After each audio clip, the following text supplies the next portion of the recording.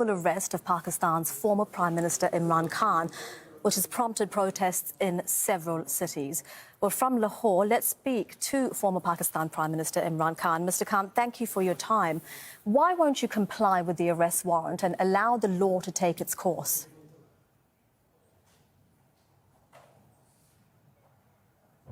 Well, according to the law, I had protective bail till the 18th.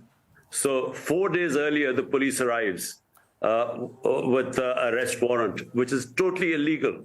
So what we are doing is we are waiting for tomorrow morning when we will again appear, my lawyers will appear in court and challenge this warrant of arrest. Recording stopped. And in the meantime, you've released a video and you're asking your supporters, and you have a lot of passionate supporters, you're asking them to come out and fight for what you say are their freedoms.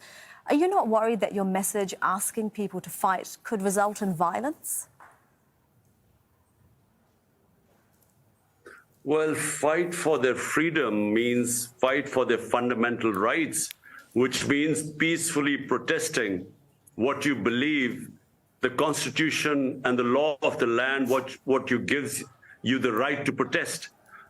Now, all over Europe, you have people, in France, people protesting for pensions. In England, people protesting because of inflation and pay rises. So protest is part of the democratic process. Never in my 26 years of politics have I ever asked my workers ever to be violent. And the arrest warrant, Mr. Khan, that you're facing, it's in relation to a case where the government is accusing you of buying gifts given by foreign dignitaries from the state gift depository, failing to disclose the assets and declarations submitted to the Election Commission. What's your response to this charge that the police are trying to arrest you over?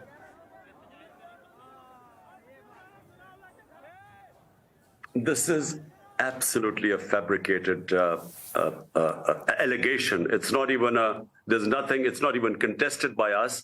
It's just a charge and an allegation made by the police, by this government.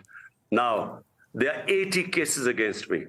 And just to let you know, in the last few months, every other day there's a fresh case. So there's a case of murder, there's a case of sedition, there's a case of blasphemy, there's a case of terrorism. So every other day there's a case. All we have asked, we are going to go to the Supreme Court and we're going to ask them to club all the cases together. And just like the ex-Prime Minister of India, Narasimha Rao, he was given the option that because his life was also under threat, which mine is, there's already been an assassination attempt on me. All we've asked the court is that club all the cases together and hear them in a secure place. At the moment, when I attended my two court appearances, there was no security. And the government itself says that my life is under threat. So therefore, all we have asked is that in a secure place, either they club the cases there or then do it on video conferencing. Like, for instance, the man who shot me, he's in jail. And because they say his life is under threat, he appears in court on virtually, in other words, through video. So you want the same rights that have been given to him. The government says the Interior Minister is saying they will arrest you by the end of Tuesday. If this happens, what does it mean for your party ahead of provincial elections that are due in April and the national election later this year? Well, I'm mentally prepared.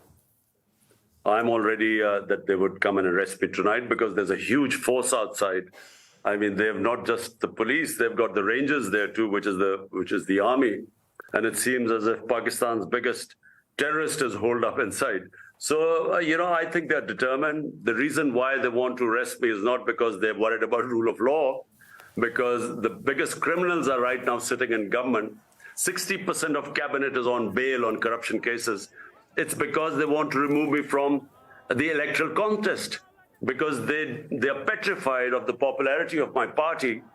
It won out of 37 by-elections, it swept 30 elections. So according to all opinion polls, we would sweep this upcoming election. And that's why they want me removed from the scene. The attempted murder was because of that. And now this putting me in jail is exactly following the same script. I mean, the attempted murder is an allegation that's made by you, Mr. Khan. I want to come back to the point that you made, to what you're saying, rather, that the real criminals, you say, are in Parliament, but you are the only Pakistani Prime Minister to be removed from power through a no-confidence vote in Parliament. What makes you think that this isn't the end of your political career?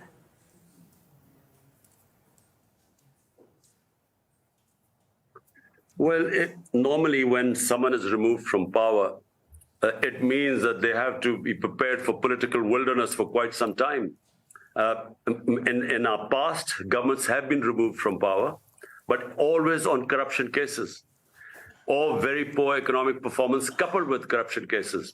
This is the only time a government had a track its performance according to the Economic Survey of Pakistan, which is an annual publication of the country's yearly economic performance.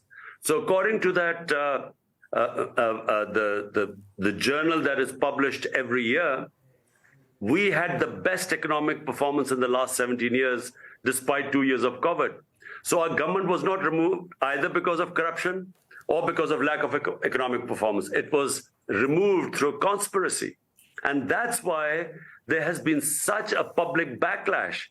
So never has a government been ousted and the popularity has soared.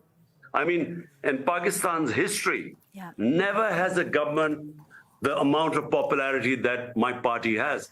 And it's because people feel it was unjustifiably removed through conspiracy. And you have alluded, more than alluded, in fact, to US involvement in this conspiracy to remove you from power. Why would the US be involved in this?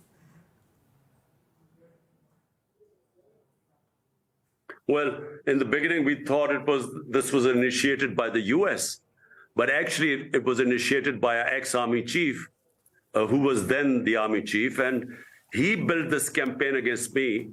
And actually, he was the one who hired a lobbyist called Hussain Haqqani, who actually campaigned while I was the prime minister. He was campaigning, telling the Americans I was anti-American.